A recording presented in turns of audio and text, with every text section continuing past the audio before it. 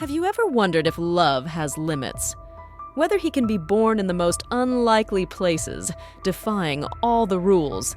Get ready for a story that will turn inside out everything you think you know about love and redemption. A story that proves that sometimes you have to completely lose yourself in order to truly find yourself. Just imagine an ordinary woman trapped in a loveless marriage suddenly finds herself hostage to a dangerous gangster. But what if this criminal feared by all had a side that no one knows? What if, in the shadows of a captivity, she discovered a deeper connection than anything she's ever experienced? Shocking. Controversial. You betcha. But what if I tell you that this story is more common than you might think? Prepare to question your values, to feel your heart race, and to discover that true love can arise in the most unexpected places. This isn't just another romance story. It's a journey of self-discovery that will leave you breathless from start to finish. Are you ready to challenge everything you believe about good and evil, about right and wrong? So come with me on this roller coaster of emotions. I assure you that you will not regret it. In the blink of an eye, my life was turned upside down. I stood there, face to face with the man I swore to love, until death do us part. But in that moment, I could only feel fear. Money has always been a source of chatter between us, but this time it was different. His eyes sparkled with anger, the veins in his neck bulging. I trembled like a green stick. "Where's the money, Haley?" he shouted, punching the table. I swallowed hard, feeling the bitter taste of panic. The truth is, I had no idea where the money was. Our marriage had turned into a horror story, and I didn't even know how we'd gotten to that point. I tried to explain, but the words choked in my throat. He didn't want to listen. He just wanted the damn money. I felt trapped, like a trapped animal. In that instant, I realized that the love that once united us had turned into something unrecognizable. Tears streamed down my face as I rummaged through the memory, desperate for an answer that could calm the beast in front of me. But the more I thought, the more confused I got. How did we get to that point? Where did our love get lost in this maze of mistrust and hatred? The sound of the door being kicked in knocked me out of my thoughts. In a second, the room was filled with armed men. My husband turned pale, and I felt the ground disappear from under my feet. It couldn't be real. It looked like a movie scene. But it was my life, turning upside down once again. "You owe us, partner," one of the men growled at my husband. That's when the chip fell. He had messed with dangerous people, heavy people. And now, I was being dragged into that mess. Fear gave way to burning anger. How could he do that to us? In the blink of an eye, I found myself being held by strong arms. The smell of cigarettes and whiskey made me dizzy. "The woman is coming with us," I heard someone say. My heart raced. I wanted to scream, but panic swallowed my voice. I looked at my husband, begging for help, but he just stood there, paralyzed. As they dragged me outside, millions of thoughts raced through my head. How did we get to that point? Where was our love lost? Was there still a chance to fix things? But deep down, I knew that some things, once broken, are beyond repair. The cold night air hit my face as we left. The streets were deserted, as if the whole world had disappeared. All that was left was me and those unknown men. Fear gripped my chest, but a small voice deep inside said that maybe, just maybe, this was my chance to escape from that life that had turned into a nightmare. As I was thrown into a car, I took one last look at the house that was once my home. The dark windows seemed to stare back at me, keeping secrets I hadn't even imagined. Little did I know that this was just the beginning of a journey that would change everything I thought I knew about love, loyalty, and myself. The car suddenly stopped, and I was unceremoniously pushed out. My eyes, still clouded by tears, tried to get used to the darkness. That's when I first saw him. Tall, with piercing eyes that seemed to see my soul. The leader of the gang, the man who now controlled my destiny. "Welcome to your new home, princess," he said with a crooked smile. I trembled. This place was the opposite of a home. Cold, damp, with a musty smell. The walls seemed to hold horror stories that I didn't even want to imagine. At that moment, I felt more fear than in my entire life. He approached, his footsteps echoing on the concrete floor. Instinctively, I backed away. "No need to be afraid. Still," he whispered. His words were like ice running down my spine. I wanted to scream, cry, beg to go home. What house? The one where my love betrayed me? The hours dragged on like years. I wondered if someone was looking for me, if my husband cared. At every noise, my heart jumped. Was it someone coming to my rescue, or another nightmare about to begin? Uncertainty was a constant torture. Between moments of dread, I began to notice strange things.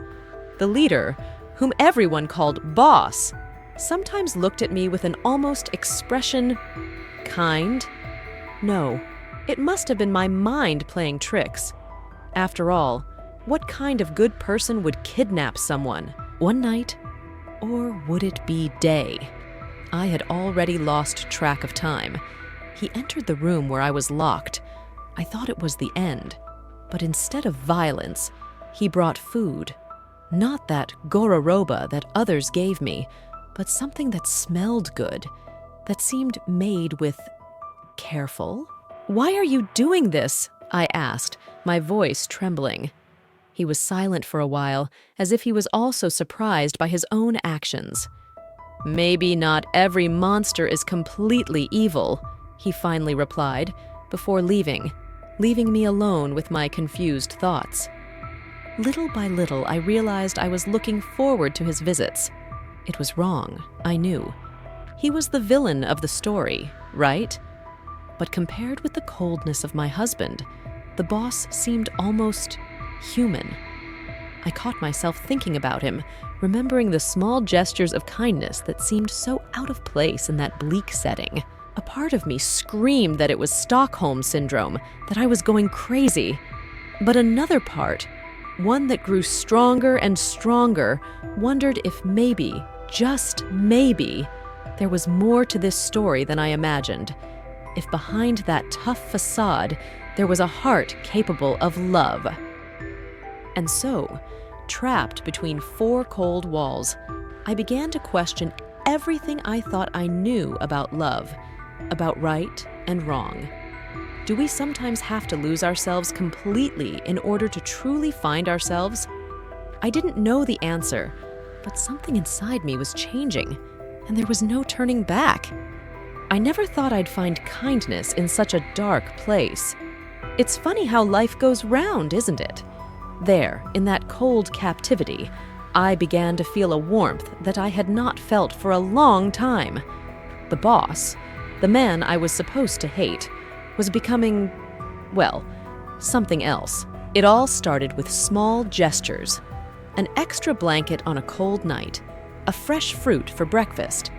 Things that could go unnoticed, but for me, in that situation, were like rays of sunshine after a storm.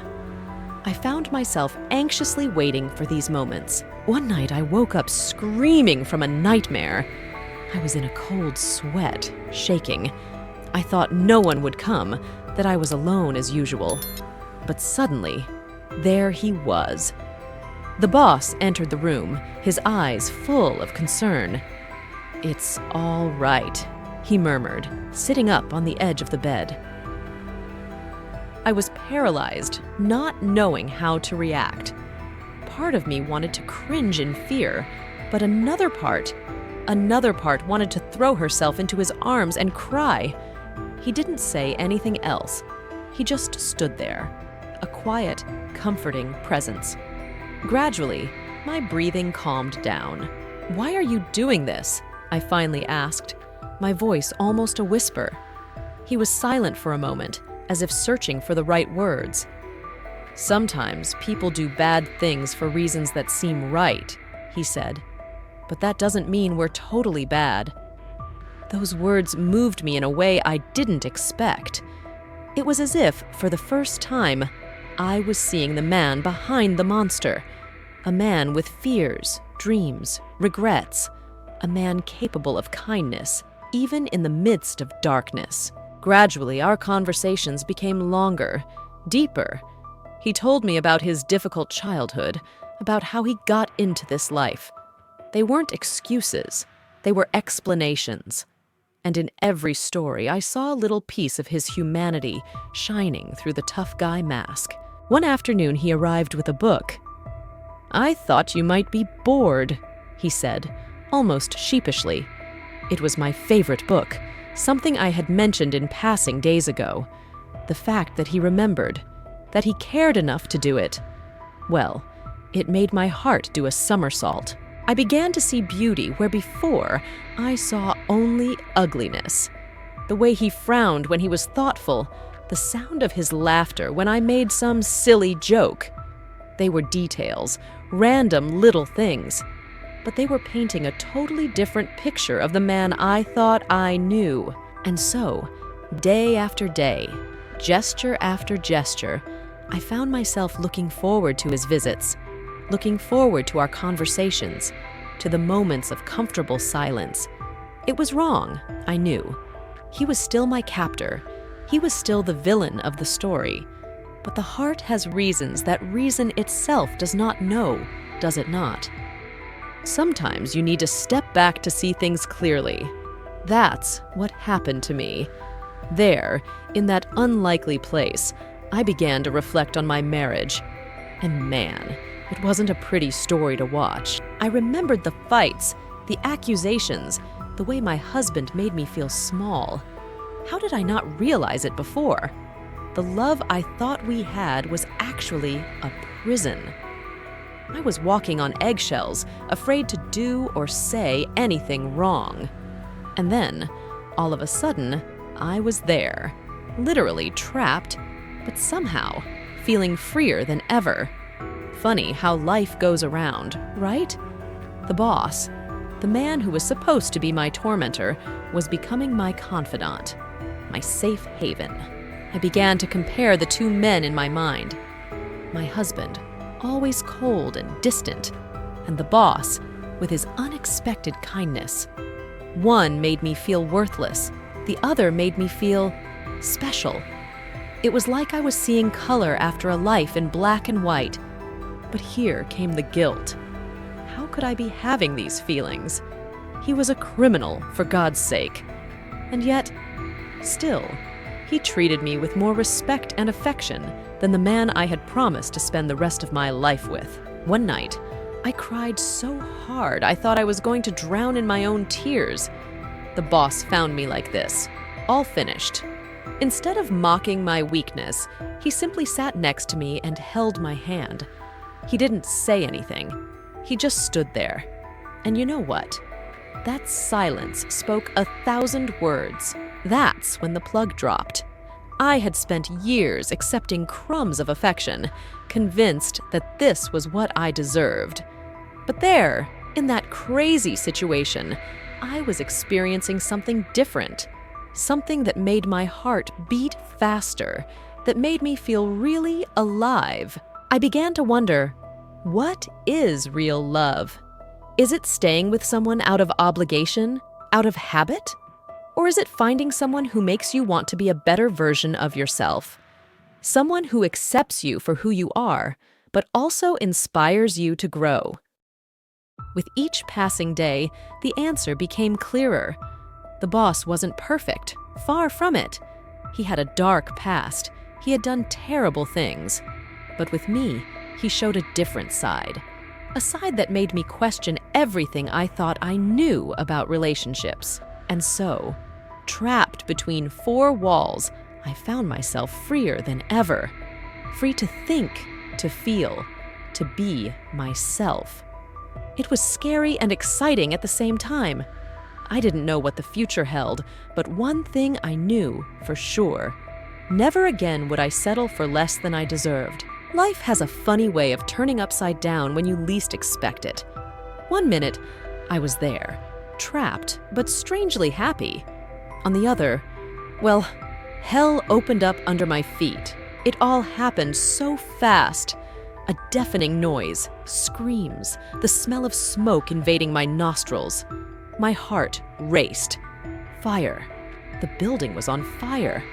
Panic gripped me. Was it an accident? A police operation? Or something worse? I tried to scream for help, but the smoke was already making my throat raw. I coughed, choked, felt the tears streaming down my face.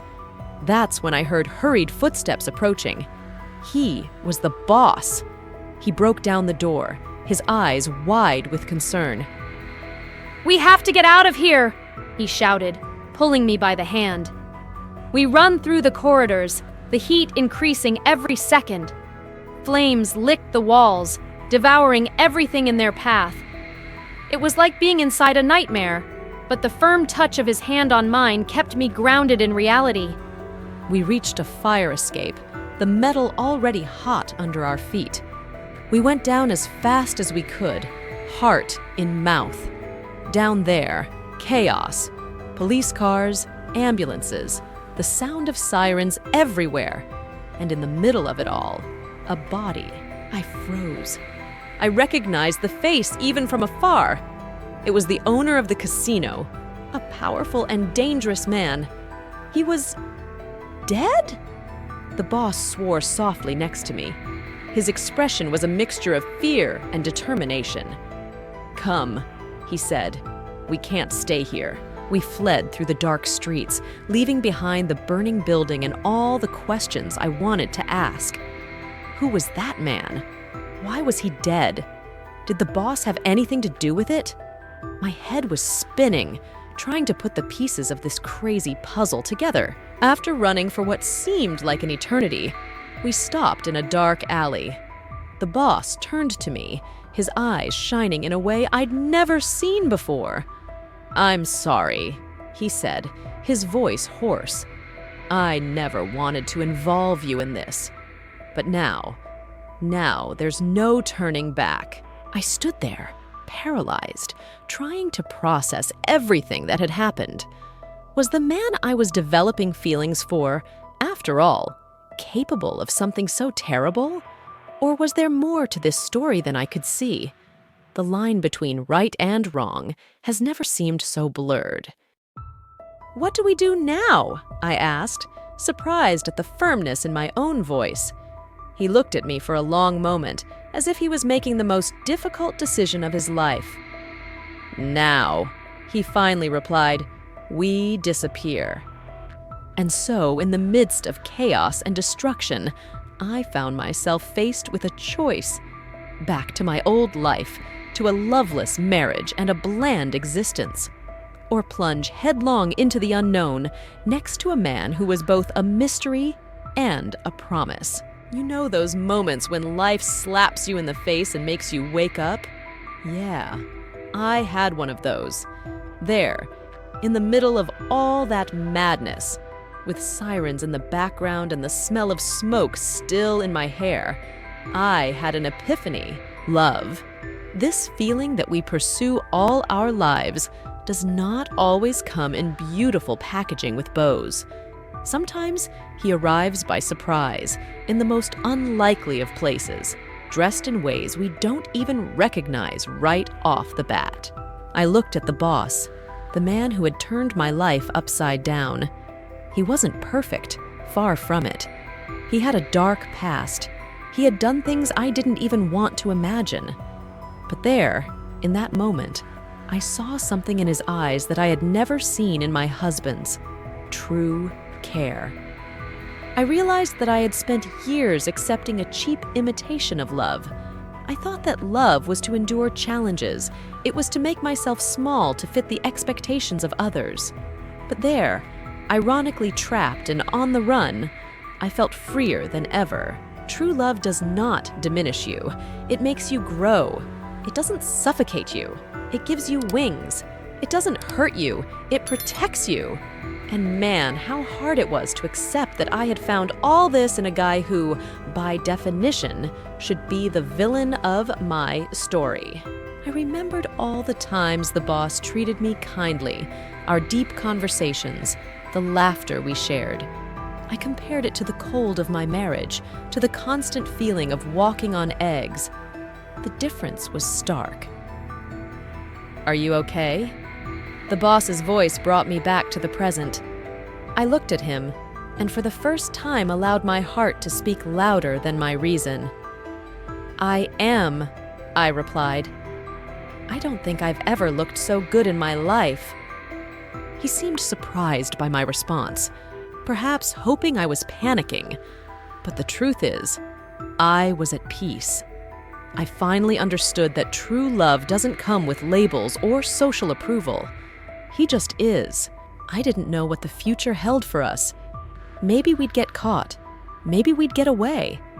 But one thing I knew, I would rather live one day of true love than a lifetime of comfortable lies.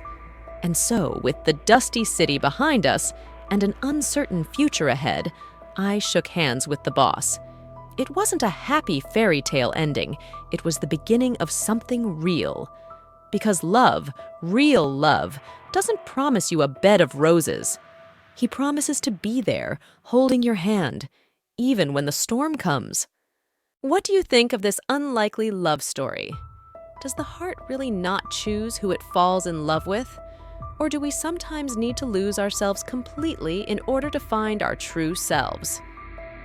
Think for a moment. Have you ever found yourself in a situation where your feelings challenged everything you thought was right? What was it like dealing with it? If you were our protagonist, what would you do? This story makes us question the limits of love, redemption, and human nature itself. Is there really absolute good and evil? Or are we all a complex mixture of light and shadow? Have you ever experienced forbidden love? Or do you know someone who has gone through something similar?